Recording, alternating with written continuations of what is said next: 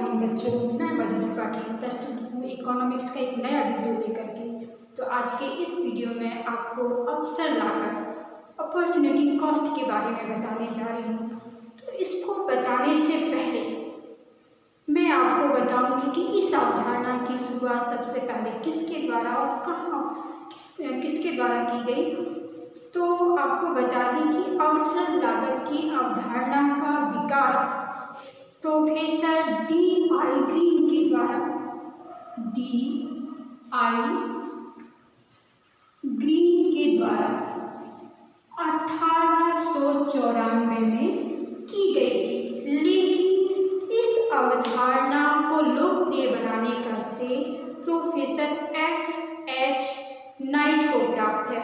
यहाँ पहले मैं आपको बहुत सारे उदाहरण बताऊंगी और उन उदाहरणों के माध्यम से आपको बहुत अच्छे से समझ में आ जाएगा कि अवसर लागत है क्या। देखिए बच्चों, यदि मैं आपके सामने 2 मिठाई रखती हूँ, एक रसगुल्ला रख देती हूँ, एक काजू कतली रख देती हूँ, और आपके सामने 2 ऑप्शन है, 2 अपॉर्चुनिटी है कि आप उसमें से या तो रसगुल्ला खा सकते हैं या तो आप काजू कतली खा सकते हैं। यदि आप रसगुल्ले का चुनाव करते हैं तो आपको दूसरा जो अवसर है उसका त्याग करना पड़ेगा, अर्थात काजू कतली का जो स्वाद का आनंद है वो आपको त्यागना पड़ेगा। तो इस रसगुल्ले की अवसर लागत क्या हो गई? काजू कतली हो गई। चलिए एक और उदाहरण आपको देते हैं। माना कि 1 एकड़ भूमि है, माना कि 1 एकड़ भूमि है एक किसान के पास में, और उसके पास यहाँ पर 2 ऑप्शन है कि या तो वो इस पूरे खेत में गेहूं का उत्पादन कर सकता है या फिर इस पूरे खेत में वो आलू का उत्पादन कर सकता है। उसके पास 5,000 रुपये है और इस 5,000 रुपये से उसके पास 2 ऑप्शन है, या तो गेहूं का उत्पादन करे या आलू का उत्पादन करे। तो यदि वो गेहूं का उत्पादन करता है तो इस गेहूं के उत्पादन से उसको 12,000 रुपये की आय प्राप्त होती है, और यदि वो आलू का उत्पादन करता है तो इस आलू के उत्पादन से उसको 10,000 रुपये की आय प्राप्त होती है। तो देखो, मनुष्य जो है वो स्वार्थी होता है, वो अपने लाभ को पहले देखता है। तो स्वाभाविक है कि इन दोनों में से वो गेहूं का उत्पादन करेगा। तो इस गेहूं के उत्पादन को करने के लिए उसे इस आलू का क्या करना पड़ेगा? इसकी लागत को, इस गेहूं की आय का जो है वो त्याग करना पड़ेगा। इसे ही हम गेहूं की अवसर लागत क्या कहेंगे? इस आलू का जो उसने उत्पादन का जो त्याग किया है, इसे हम अवसर लागत, गेहूं की अवसर लागत क्या होगी? यहाँ पे आलू का त्याग होगा। चलिए एक और उदाहरण बताती हूँ। एक व्यक्ति है, उसके पास 2 कार्य के ऑप्शन हैं। यदि वो पहला कार्य करता है तो कोई श्रमिक है मान के चलिए, ठीक है, और उसके पास A और B 2 ऑप्शन है। अगर वो इस पहले A ऑप्शन वाले कार्य को चुनता है तो उसे 6,000 रुपये प्राप्त होते हैं। यदि वो दूसरे ऑप्शन को चुनता है तो उसे 5,000 रुपये प्राप्त होते हैं। तो इन दोनों में से स्वाभाविक है कि श्रमिक किसका चुनाव करेगा? इस 6,000 रुपये वाले जॉब का चुनाव करेगा, और वो किसका त्याग करेगा? इस दूसरे का त्याग करेगा। तो इस पहले की अवसर लागत जो दूसरे को त्यागा गया है वो कहलाएगी। चलिए अब हम अपने पॉइंट पे आते हैं कि अवसर लागत किसे कहते हैं। तो बच्चों ध्यान से सुनिएगा, अवसर लागत से तात्पर्य होता है कि एक वस्तु को पैदा करने के लिए, एक वस्तु को उत्पादित करने के लिए दूसरी वस्तु के त्याग को क्या कहेंगे? पहले की अवसर लागत कहेंगे। इस पर आप फिर से समझ लीजिए कि एक वस्तु को पैदा करने के लिए दूसरी वस्तु के रूप में लागत को प्रकट करना, या और भी सरल शब्दों में आप जान लीजिए कि अवसर लागत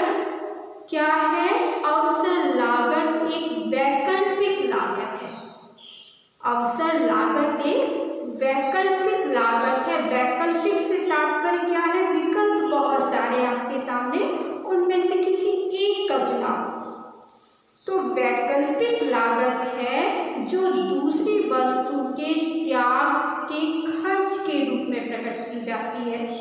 अगर हम इससे भी ज़्यादा सरल कहें तो देखिए, अवसर लागत की अवधारणा जो है वो किस पर आधारित है?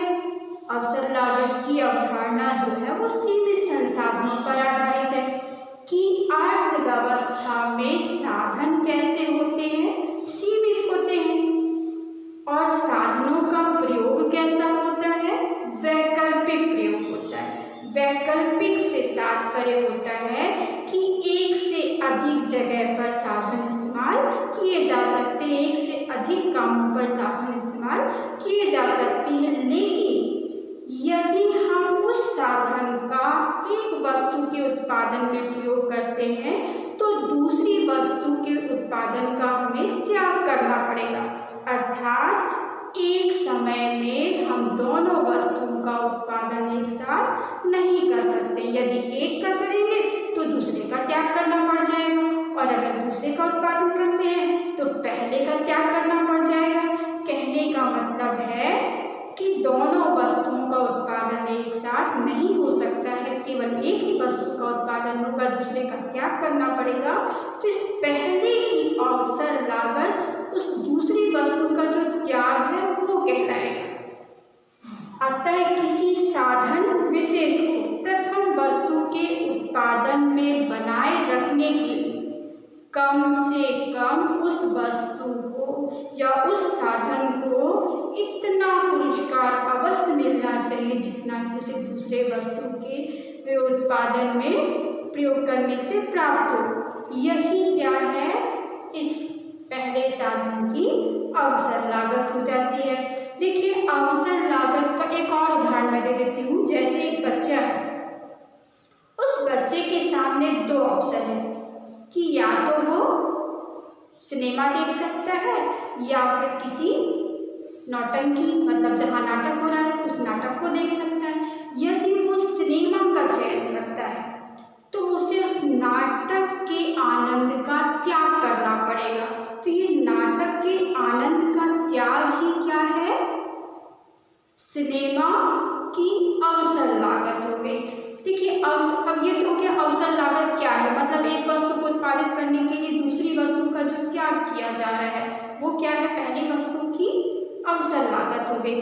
अब ये अवसर लागत जो है इसकी मान्यताएं क्या है, तो बहुत ही आसान है। जो अभी आपने पढ़ा कि अवसर लागत के अंतर्गत इसी से इसकी मान्यता लिखी है, और ये नियम तभी काम करता है जब क्या क्या मान्यता है, इसकी मान्यताएं जो है वो उसी पर कहना चाहिए कि इसी पर आधारित हो। जैसे कि इसकी मान्यता क्या है, पहली मान्यता है कि एक अर्थव्यवस्था में केवल दो ही वस्तुओं का उत्पादन होता है। वो वस्तु कोई भी हो सकती है, एक्स वस्तु, वाई वस्तु, हम कुछ भी ले सकते हैं।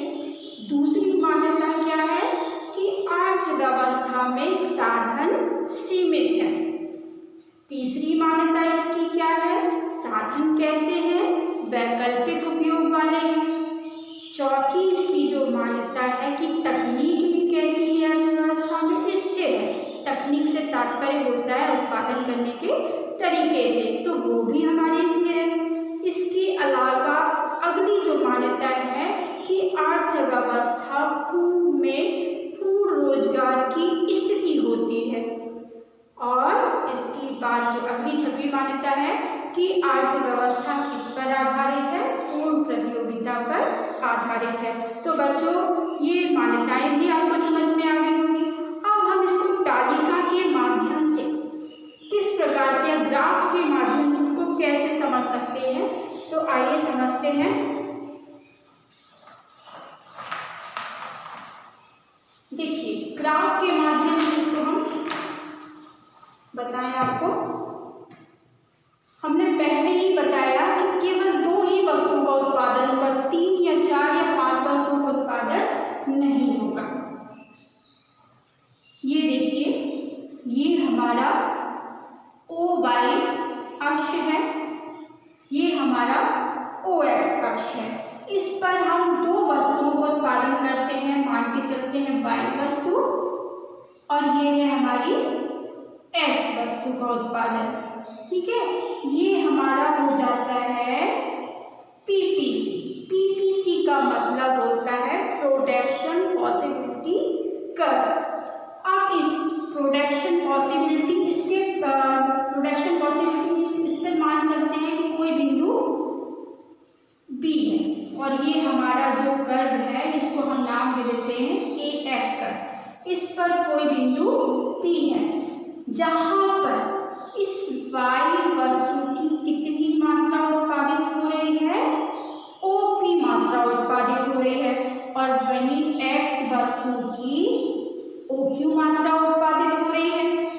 यदि अब हमें क्या करना है, x वस्तु के उत्पादन को बढ़ाना है, x वस्तु के उत्पादन को बढ़ाना है, तो हमारे पास साधन सीमित है। हम साधन का एक समय में एक ही जगह इस्तेमाल कर सकते हैं। तो जब हमें क्या करना है, इसका x वस्तु की मात्रा को बढ़ाना है, मान के चलते हैं हमें यहाँ B से D हमने कोई बिंदु ले लिया, इस D इतना हमें क्या करना है, ये उत्पादन x वस्तु का बढ़ाना है।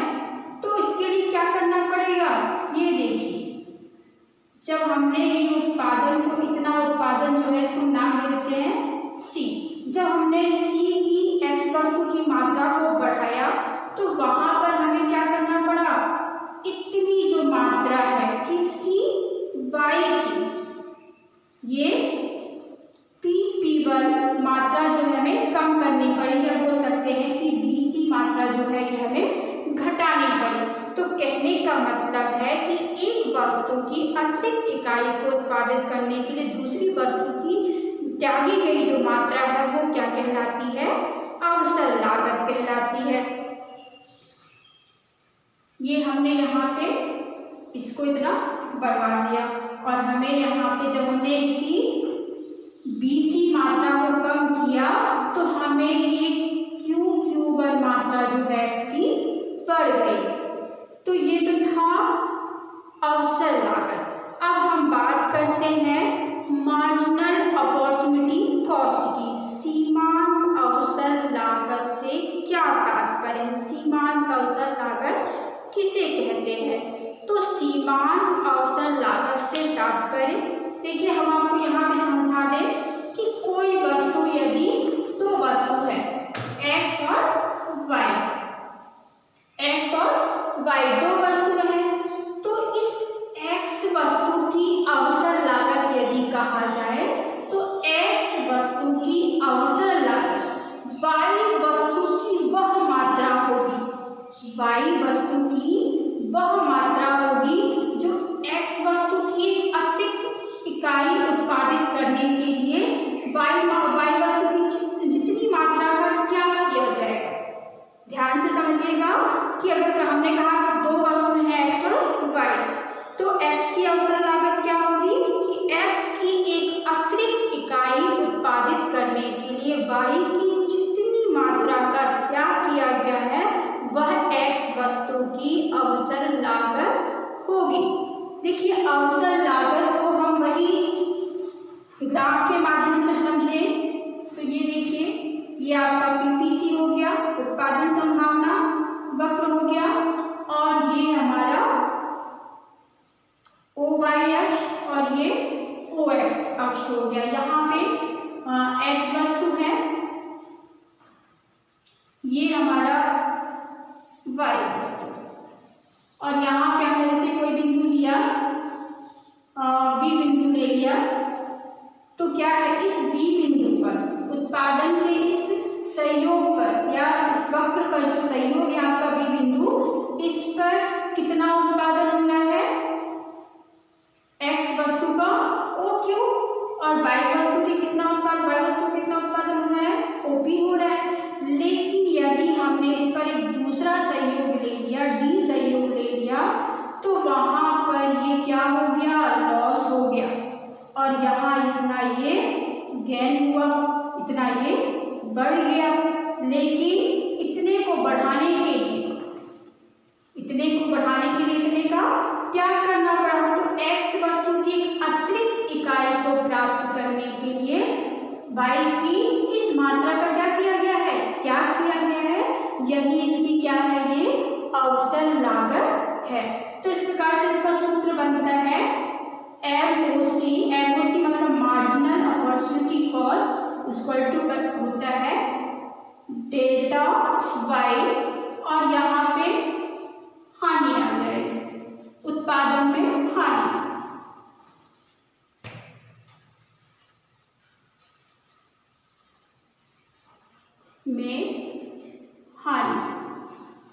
बटे आ जाएगा x, वस्तु जो है डेल्टा x के उत्पादन में वृद्धि। तो यहाँ पे देखिए हानि कितने की हुई है, ये BC की, हानि BC की हुई है, तो ये क्या हो जाएगा BC, और लाभ कितने का हुआ है CD का। तो ये इस सूत्र के माध्यम से हमारा निकल आएगा, क्या निकल आएगा सीमांत अवसर लागत निकल आएगी। तो आशा करती हूँ कि ये वीडियो आपको जो मैंने आपकी सरलता के लिए बनाया है पसंद आएगा।